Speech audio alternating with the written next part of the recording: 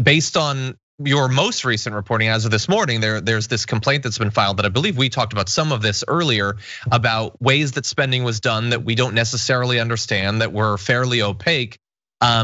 It seems like if he's done that in the past, in the future, in theory, especially when he's not president anymore, he might be even more freed up to do fundraising and spending in ways that are not necessarily in line with what people might think when they donate. But could you tell us a little bit about your most recent reporting on this area, this complaint that was filed? Yeah, we just reported that Donald Trump, a new complaint has been filed by the Campaign Legal Center, a nonprofit good government organization that was based in part on our reporting that indicated that there is basically a shell company operating inside the Trump campaign that over the course of hundreds of millions of dollars worth of spending, they just haven't provided information about the true sources of where that money is going. And it's sort of a basic tenet of campaigns and transparency at the federal government level that the public is supposed to know ultimately who's getting paid by donations, political donations that are being given. So the argument here is over what Donald Trump is going to have to reveal or not reveal.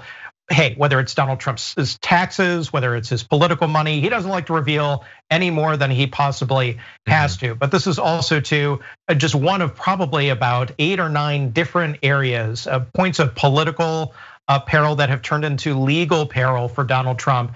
Criminal matters, civil matters, federal, state, local matters. We've got, of course, impeachment that's coming up, but there are all these other court fights that Donald Trump could potentially face, or fights in regulatory agencies like the Federal Election Commission, which is the venue that we're talking about right now. All of this is going to play out not over a matter of months, but for years to come. Perhaps for the rest of Donald Trump's life, there's going to be a massive legal hangover that he is going to have to deal with in one way or another, involving his politics, his business, his taxes, you name it. Donald Trump is going to have to face up to it. He will. I have a question for you though, because you've done obviously a lot of reporting on Donald Trump and the legal challenges against him, holding him accountable. Are you prepared for potentially a couple more years of that? Is that something that you're excited for, or at least willing to do?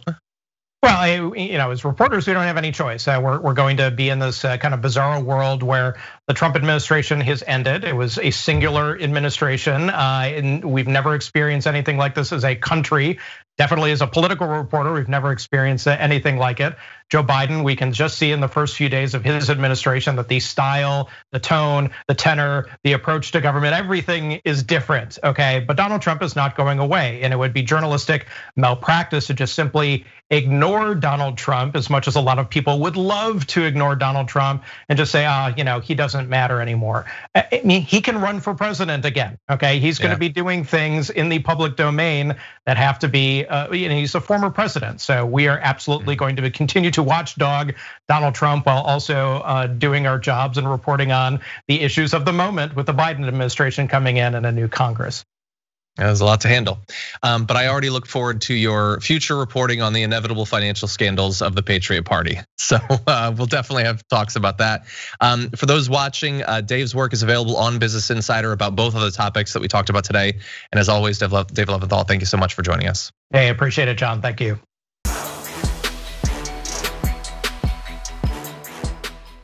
For more political news breakdowns, interviews, stories of activism, and me trying my hardest to care about the occasional big celebrity news story, subscribe to our YouTube channel at youtube.com/thedamagereport. And you can ring the bell wherever it is so you don't miss anything.